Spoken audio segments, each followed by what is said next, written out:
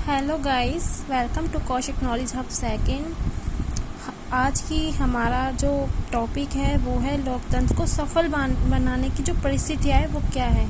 इससे पहले वीडियो में हमने पढ़ा था कि जो लोकतंत्र है उसके दोष क्या है और गुण क्या है। तो अब हम पढ़ने वाले हैं लोकतंत्र की परिस्थितियाँ, मतलब उसको सफल बनाने के लिए कौन कौन सी परिस्थितियाँ होनी चाहिए। सबसे पहले तो हम बात करते हैं कि जो लोकतंत्र है, आलोचना के बाद भी लोकतंत्र एक सबसे अच्छा शासन है। जो दोष हैं वो कार्य जो पद्धति है और मानव प्रकृति के दोष हैं, लोकतंत्र नहीं है। लोकतंत्र को तो जो राष्ट्रीय प्रतिनिधि है वो ही बनाते हैं। लोकतंत्र को सफल बनाने के लिए तो जनता के ऊपर डिपेंड करता है कि वो कैसा बनाना है, उसको सफल बनाना है या उसको अंत करना है। इसलिए लोकतंत्र शासन को सफल बनाने के लिए हम आइए पढ़ते हैं। Let's start guys. देखो, लोकतंत्र की सफलता के लिए आवश्यक परिस्थितियाँ। कोई भी शासन प्रणाली विशिष्ट परिस्थितियों में ही सफलतापूर्वक कार्य कर सकती है और प्रतिकूल परिस्थितियाँ होने पर उसका पतन हो सकता है। मतलब अगर जो लोकतंत्र के अनुकूल है, मतलब उसके लिए लोकतंत्र के लिए जो परिस्थितियाँ अनुकूल है अगर वो होगी तो लोकतंत्र हमारा सफलतापूर्वक होगा। लेकिन अगर उसके प्रतिकूल परिस्थितियाँ होगी, मतलब उसके विद्रोह के लिए होगी, तो लोकतंत्र का पतन हो जाएगा। तो आज हमारा पहला टॉपिक है शांति तथा व्यवस्था। देखो, लोकतंत्र की सफलता के लिए सबसे पहला टॉपिक है शांति। मतलब लोकतंत्र में शांति होना बहुत जरूरी है। लोकतंत्र की सफलता के लिए जरूरी है देश में आंतरिक व्यवस्था सामान्य हो और युद्ध या बाहरी आक्रमण का भय नहीं हो। मतलब लोकतंत्र में जैसे बाहरी आक्रमण है तो उनका भय नहीं होना चाहिए। उन्हें होना चाहिए कि हमारे लोकतंत्र में इतनी शक्ति है कि हम बाहरी जो आक्रमण है, जो बाहरी जो देश से आक्रमण होने वाला है, हम उनको रोक सकते हैं। ऐसी स्थिति में सत्ता का विकेंद्रीकरण बन रक्षा है तथा व्यक्ति अपनी स्वतंत्रता का उपयोग कर सकते हैं। देखो, प्रथम विश्व युद्ध हुआ था तो जो यूरोप है उसके छोटे हर राज्य में लोकतंत्र की स्थापना हुई थी, लेकिन वहाँ पे शांति व्यवस्था नहीं थी। इसलिए क्या हुआ, जो यूरोप के जो देशों में लोकतंत्र था वो पतन हो गया, अधिनायकवाद ने जन्म लिया। इस कारण अफ्रीका व लैटिन अमेरिका महाद्वीपों में भी अनेक देशों में भी लोकतंत्र शासन का पतन हुआ है, क्योंकि इन देशों में जो लोकतंत्र की सफलता के लिए आवश्यक स्थिति नहीं थी, इसलिए उन देशों में पतन हुआ है। सेकेंड है सुदृढ़ राष्ट्रीय अर्थव्यवस्था। अब देखो, अर्थव्यवस्था, अगर अर्थव्यवस्था अच्छी नहीं होगी तो जो हमारा लोकतंत्र है वो खराब होने लगेगा, उससे लोकतंत्र का पतन हो जाएगा। इसलिए सुदृढ़ राष्ट्रीय अर्थव्यवस्था भी होना बहुत जरूरी है। लोकतंत्र की सफलता के लिए यह जरूरी है कि राष्ट्र की अर्थव्यवस्था पर्याप्त मजबूत हो। यदि राष्ट्रीय अर्थव्यवस्था औद्योगिक संकट से गुजर रही होती है तो लोकतंत्र की व्यवस्था लड़खड़ा जाती है। प्रथम विश्व युद्ध के बाद जर्मनी, इटली में राष्ट्रीय अर्थव्यवस्था के लड़खड़ाने के बाद ही प्रदेशों में लोकतंत्र का अंत हुआ है और तानाशाही की स्थापना हुई। मतलब जो ये देश नहीं है, जर्मनी, इटली, इन देशों में जो लोकतंत्र है वो पतन हो गए, क्योंकि उनकी जो अर्थव्यवस्था थी वो अच्छी नहीं थी, इसलिए उधर तानाशाही की स्थापना हो गई। थर्ड, आर्थिक समानता की स्थापना। राज्य में यथासंभव आर्थिक समानता हो, अर्थात गरीबी व अमीरी के बीच चौड़ी खाई न हो। यह तब ही संभव है जब देश में बड़ी मात्रा में मध्य वर्ग मौजूद हो।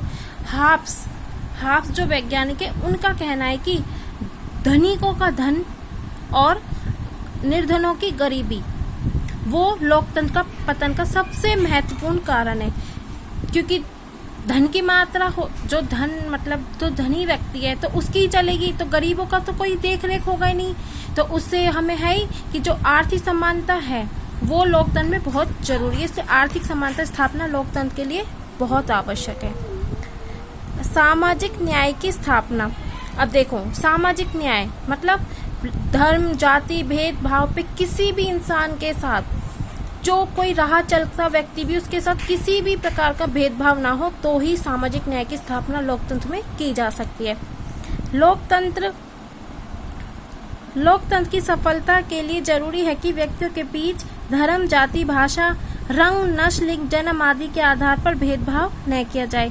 सभी व्यक्ति कानून के समान सामने माने जाए और उन्हें न्यायालय समान कानूनी संरक्षण दे। मतलब हर व्यक्ति के लिए समान न्याय होना चाहिए, कानूनी तौर पे भी और जाति, लिंग, भन हर न्याय आदि के आधार पर भेदभाव न किया जाए। शिक्षित व जागरूक जनता। अब देखो, अगर जनता शिक्षित होगी, जागरूक होगी, तो भी तो वो पढ़े लिखे मतलब एक अच्छे ईमानदारी प्रतिनिधि को चुन सकती है। अगर ऐसा नहीं होगा तो हमारा लोकतंत्र का पतन हो सकता है। देखो, लोकतंत्र की सफलता के लिए जनता का शिक्षित व जागरूक होना आवश्यक है। शिक्षित जनता ही लोकतंत्र की समस्याओं को तथा इसकी प्रक्रिया को समझने में समर्थ होगी, स्वस्थ जनमत का निर्माण कर सकती है। अगर पढ़ी लिखी जनता होगी, जागरूक होगी, तो वो एक अच्छा प्रतिनिधि चुनेगी। अच्छा प्रतिनिधि चुनेगी तो लोकतंत्र को मतलब लोकतंत्र की समस्याओं पे विचार कर सकता है, उनको दूर मतलब जो समस्या है उनको दूर करने में समर्थ होगा। देखो, फोर्थ है जनमत का निर्माण। अब देखो, लोकतंत्र की सफलता के लिए जनमत निर्माण के साधनों की स्वतंत्रता भी आवश्यक है। इसका अर्थ है कि प्रेस, साहित्य, रेडियो, सिनेमा, दूरदर्शन आदि सरकारी नियंत्रण नहीं होना चाहिए। मतलब इन सब पे सरकारी नियंत्रण नहीं होना चाहिए। ये नहीं, बट इन पे नियंत्रण होगा तो हमें न्यूज, खबरें कहाँ से मिलेगी। इसलिए देखो, जब जनमत निर्माण के साधन स्वतंत्र होते हैं तब नागरिक संगठित रूप से और शांतिपूर्ण ढंग से सरकार की लोकतंत्र विरोधी नीतियों में कार्यों की आलोचना करने में सफल होते हैं, जिससे लोकतांत्रिक मर्यादा बनी रहती है। नागरिक नैतिक व राष्ट्रीय चरित्र। ऐसे समाज में व्यक्ति अपने अधिकार व कर्तव्यों का उचित प्रयोग करता है, वह सार्वजनिक समस्याओं पर लोकहित की दृष्टि से विचार करता है तथा साथ ही नागरिक के प्रति सहिष्णुता, उदारता, सहानुभूति, सेवा, प्रेम आदि का व्यवहार करता है और अपने राष्ट्र से देखो, अगर नैतिक विचार होगा, नागरिक नैतिक व राष्ट्रीय चरित्र अच्छा होगा, उसे सामाजिक न्याय मिलेगा, आर्थिक न्याय मिलेगा तथा हर प्रकार से उसे कानून व्यवस्था दी जाएगी, तो हमारा जो लोकतंत्र है अपने राष्ट्र से प्रेम करेगा, अपने कर्तव्यों का पालन करेगा। सत्ता का विकेंद्रीकरण तथा स्थानीय स्वशासन। सत्ता का विकेंद्रीकरण होने पर ही जनता के विभिन्न वर्ग शासन के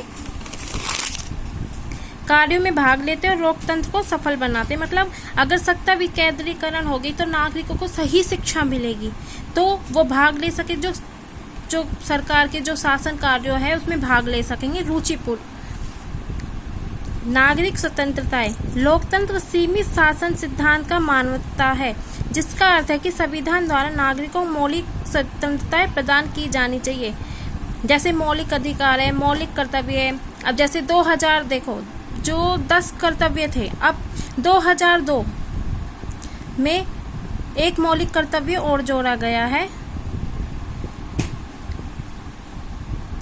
कि 6 से 14 साल के बच्चों को शिक्षा प्रदान की जानी चाहिए। तो नागरिक स्वतंत्रता में उसकी शिक्षा भी है, आर्थिक समानता और सामाजिक समानता, तो सभी आते हैं। तो देखो, नागरिक स्वतंत्रता का अर्थ है कि नागरिक को विचार प्रकट करने की, संगठन बनाने की, सभा करने की तथा शांतिपूर्ण आंदोलन करने की स्वतंत्रता प्राप्त होनी चाहिए। मतलब जो नागरिक है उसको अपने अधिकारों, कर्तव्यों का पालना कहाँ हो सकती है? लोकतंत्र में। जैसे शांतिपूर्ण आंदोलन बना सकता है, उसकी स्वतंत्रता। अब देखो, लिखित संविधान तथा लोकतांत्रिक परंपराएं। लिखित संविधान का अर्थ है कि भाषा बहुत स्पष्ट होनी चाहिए ताकि उसकी व्याख्या को लेकर विवाद एवं भ्रम उत्पन्न न हो। संविधान में संशोधन की एक कठोर पद्धति होनी चाहिए ताकि कोई राजनीतिक दल अपने बहुमत का लाभ उठाकर लोकतंत्र को अधिनायक तंत्र में नहीं बदले। अगर ऐसा नहीं होगा तो हमारा लोकतंत्र है उसका पतन होगा और उसमें अधिनायक तंत्र में ही बदल सकता है, इसलिए ऐसा ना हो। स्वतंत्र व शक्तिशाली न्यायपालिका। मतलब अगर न्यायपालिका स्वतंत्र है, शक्तिशाली है, तो हर देश का नागरिक, मतलब हमारे जो भारत देश का नागरिक है या जहाँ पर लोकतंत्र को सफल बनाने का जो प्रयास है, उसमें जो शक्तिशाली न्यायपालिका और स्वतंत्र न्यायपालिका होनी चाहिए। जैसे कि ले लो, एक बिल है, वो तो कच्चा बिल है, पहले वो कहाँ जाएगा, लोकसभा में, लोकसभा से कहाँ जाएगा, राज्यसभा में, उसके बाद जाएगा राष्ट्रपति। जब तक साइन, जब वो बिल प्रस्ताव होगा तो न्यायपालिका का कर्तव्य है कि उस कानून व्यवस्था को बनाए रखे। ठीक है, अगर ऐसा नहीं होगा तो हमारी जो कानून व्यवस्था है वो लड़खड़ा जाएगी और हमारा जो लोकतंत्र है वो बिखर जाएगा। इसलिए शक्ति और स्वतंत्र न्यायपालिका होनी बहुत जरूरी है। लोकतंत्र का आधार संविधानवाद है, जिसका अर्थ है कि लोकतंत्र में सरकार को निर्गुण सत्ता प्राप्त नहीं होती, अपितु उसे अनिवार्य रूप से संवैधानिक मर्यादाओं व सीमाओं को स्वीकारना होता है। इसलिए लोकतंत्र में एक स्वतंत्र न्यायपालिका होनी चाहिए, क्योंकि न्यायपालिका ही कार्यपालिका को कानून का उल्लंघन करने व अत्याचार बनाने से रोकती है। मतलब न्यायपालिका एक कार्य भी है कि जो कार्यपालिका में कौन आते हैं, प्रधानमंत्री वगैरह, केंद्र सरकार जैसे, तो उनको कानून का उल्लंघन अगर कोई करेगा तो उनको रोकती है।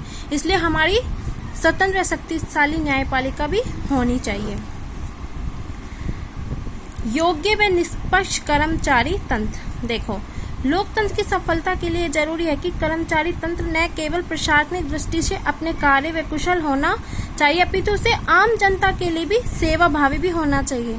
मतलब योग्य निष्पक्ष, जो प्रतिनिधि होंगे वो योग्य और निष्पक्ष होने चाहिए, जो आम जनता के लिए भी सेवा करें।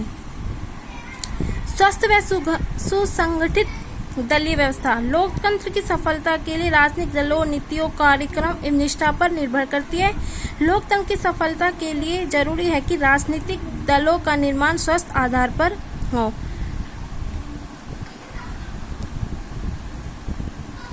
उनका संगठन क्षेत्रीय, भाषाई अथवा सांप्रदायिक आधार पर नहीं होना चाहिए, अपितु राष्ट्रीय आधार पर होना चाहिए। मतलब भाषा, क्षेत्र आधार पे नहीं होना चाहिए, बल्कि राष्ट्र के लिए होना चाहिए, राष्ट्र के राज्यों के लिए होना चाहिए। उन्हें अनुशासनहीन व दल बहुदलियों को अपना सदस्य नहीं बनाना चाहिए। जो दल बदलू होते हैं, जो एक पक्ष के दूसरे पक्ष में, दूसरे पक्ष से पहले पक्ष में हो, जो दल बदलू हो, आज इस पक्ष में कल दूसरे पक्ष में, तो ऐसी मतलब ऐसा सदस्य नहीं होना चाहिए। योग्य एवं निष्ठावान राजनेता लोकतंत्र की सफलता के योग्य, बुद्धिमान तथा लोकतंत्र में निष्ठावान वाले राजनीतिकों का होना बहुत जरूरी है। मतलब शिक्षित, ईमानदार और जागरूक ऐसे राजनीतिक ही राष्ट्रीय समस्याओं का शांतिपूर्ण और लोकतांत्रिक हल ढूंढने में समर्थ होंगे। यदि ऐसा ना हो तो देश के लिए संकट पैदा होगा। अगर पढ़े लिखे या योग्य नहीं होंगे, निष्ठावान नहीं होंगे, कला साहित्य किसी का ज्ञान नहीं होगा, तो लोकतंत्र का पतन हो जाएगा। सार्वजनिक हित की राष्ट्रीय योजनाएं विकासशाली देशों में लोकतंत्र की सफलता के लिए जरूरी है कि शासन द्वारा ऐसी राष्ट्रीय योजनाएं बनाई जाए जो एक और कृषि का उद्योगों व संतुलित विकास में सहायक हो, राष्ट्रीय आय की वृद्धि करती हो तथा समाज के श्रमिक वर्ग व कमजोर वर्ग को जीवन के स्तर को ऊंचा उठाने, मतलब सार्वजनिक हित, मतलब जो हमारे नागरिक है, जो जनता है, उसके सार्वजनिक में कार्य करे, उनको ऊंचा उठाए, उन गरीबी को दूर करे। ऐसी सार्वजनिक हित की राष्ट्रीय योजना जरूरी है। आधारभूत मामलों में राष्ट्रीय सहमति लोकतंत्र की सफलता के लिए अत्यंत जरूरी है कि आधारभूत मामलों में समाज के बहुसंख्यक व अल्पसंख्यक वर्गों तथा राजनीतिक दलों में सहमति हो। तो गाइस, हमारा जो लोकतंत्र का चैप्टर है वो खत्म हो चुका है। अगर आपको हमारी वीडियो पसंद आए तो लाइक सब्सक्राइब जरूर करें। और कल मैं आपके लिए लोकतंत्र पे से कुछ क्वेश्चंस बनाऊंगी और सॉल्व करेंगे। Thank you.